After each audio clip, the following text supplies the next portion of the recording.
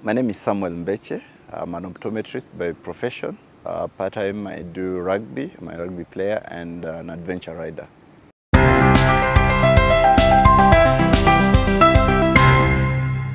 Growing up in a rural area, I saw a lot of people struggling with eye care.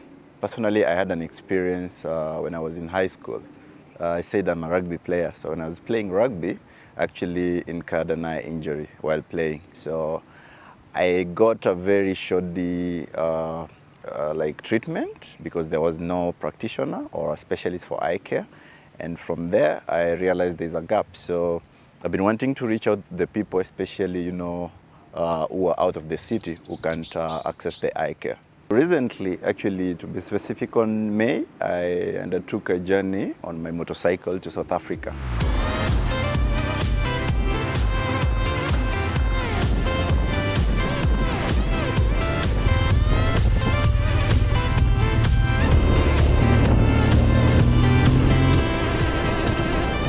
I went through 10 African countries, a total of 13,000 kilometers in 22 days.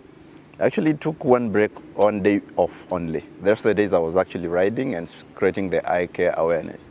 So yeah, Africa, I mean, it's one continent, but of course you expect challenges, and as you mentioned, the hurdles. So I'll say in East Africa there's not much issues, because when I exited to Tanzania, very friendly, the police are okay, no corruption and stuff. And I'll say the hardest or the toughest border to cross was to Zambia, actually. Very funny. So they were actually asking, why are you going there? Why do you want to come to Zambia? You tell them, they're like, no, that doesn't make sense. So, and again, they have a lot of taxes, which I didn't know, honestly, when I started the journey. So you're supposed to pay for carbon tax, you're paying for road levy, you're paying for Interpol to check your bike and yourself, it's a lot of stuff. And then the rest of the countries like Botswana, very smooth, Namibia, smooth as well. But of course you keep paying the taxes, even in Botswana. South Africa, zero, you pay nothing. Zimbabwe, Lesotho, the same thing as South Africa, but now Zimbabwe, Malawi, Mozambique, of course you pay a lot as well. I've actually been thinking about this journey for like a year.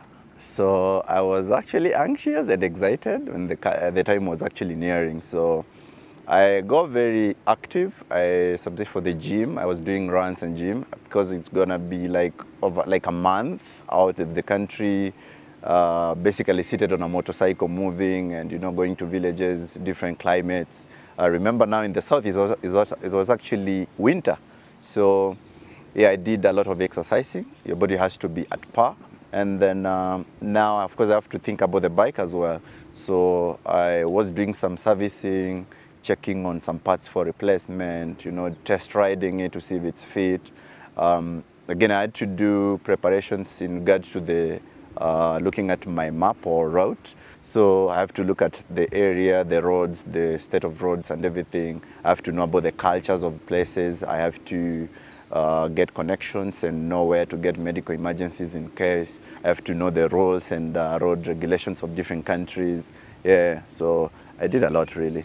I was doing a solo ride, but I was lucky enough. A motorcycle community in Kenya actually had an escort of over 50, actually 60 bikes to the border from here to Namanga border. Then they left me. A few got me to Tanzania, left me there. So I was on my own to Zambia, went to Botswana. Towards the end, I actually met a Kenyan biker who had left like 2 weeks early.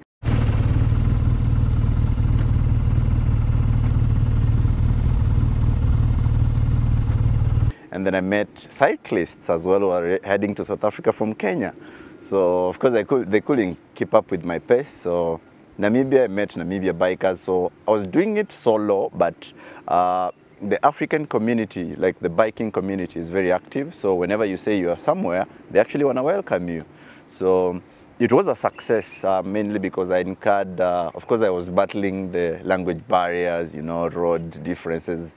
I was arrested on a few times for speeding, you know, Kenyan culture, but no breakdown, no accident. I made it safe, yeah, so it was a success really. And then I got to foster the eye care awareness, which was the main reason for this trip. I did a budget estimate regarding the fuel prices. That's majorly what I want to look at. I can actually even sleep on the road.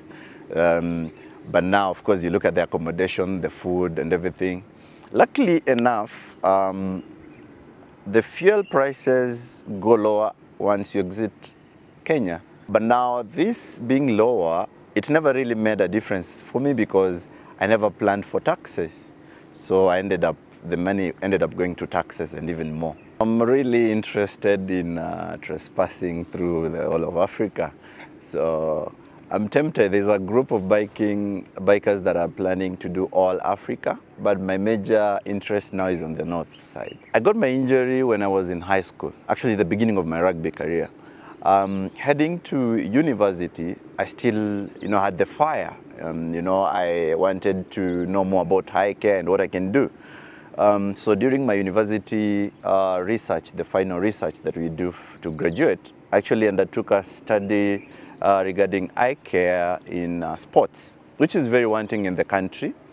Very few professionals actually take it, and I think some do it because it's a must, like when you're swimming, you have to get your swimming goggles. But most of the sports actually need the protection. When eye injuries, unlike bones and everything, sometimes you don't heal.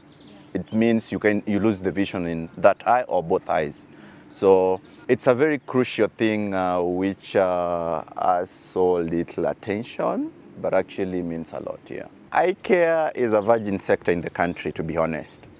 So for the longest time, we've had opticians who've been just dispensing spectacles to people. So they look at you, you appreciate like, oh, I can see, they give it to you. But you'd realize that eye care or the eyes are actually interlinked to the body. So whenever you have a headache, it could be due to the eye. Or sometimes you have a virus in the body or a bacteria, it manifests in the eye. You actually get some discharge and the bacteria is in your stomach, We have to get more people being trained so that they get into the industry. But sadly, even after the trainings, more than 3/4 of us are in the city, Nairobi city to be specific. The quarter are spread across the country, but majorly in towns. So we leave the larger population uncatered for. That's a sad reality about it. So that's why whenever I have time personally, I want to go into the rural areas, spread awareness. When someone knows about something, like you mentioned glaucoma, when they know what it is, they actually start looking out on what to do. But before they know anything, they just think, I've lost my vision and it's normal or it's witchcraft, So the first thing I took the initiative to do is to let people know, or they know about blood pressure, but they don't know about eye pressure, which is the main suspect or makes you a suspect for glaucoma. So such things, so majorly if we can make people aware, then they'll know the need to look out for the services. And you look at blindness. Out of the 10 countries in the world that are top in the blindness or whatever, 8 are from Africa. That sends a big message, of course. Blindness could be caused by the major number one being the uncorrected refractive errors. Like most people wear spectacles, not most people, but people who wear spectacles, some actually realized late. Before then they were impaired. They didn't know, they thought it's normal to see this, unclear stuff. But after a while, when you get spectacles, you actually appreciate the fact that, oh, I can see like any other person. So, and then there are other areas like cataract, glaucoma, trachoma, which are more, they're more dangerous, I'll term them, because like glaucoma is a silent thief of sight. You can just lose your vision slowly without noticing, and all of a sudden you're blind. So such things. And so in Kenya, I'm happy the optometrists are actually going out there helping people. My vision is to see more people being trained, and even if they're being trained, my vision is to see the government or the country appreciating their services. So like a fact is optometrists are not being employed by the government. That's a funny bit. So even if they get the all information, the skills, they go out there to look on their own, you know. So most people in the country are going to suffer as well. So I'm dreaming a day where we get the country appreciating the fact that we need the services and the government incorporates eye care into healthcare.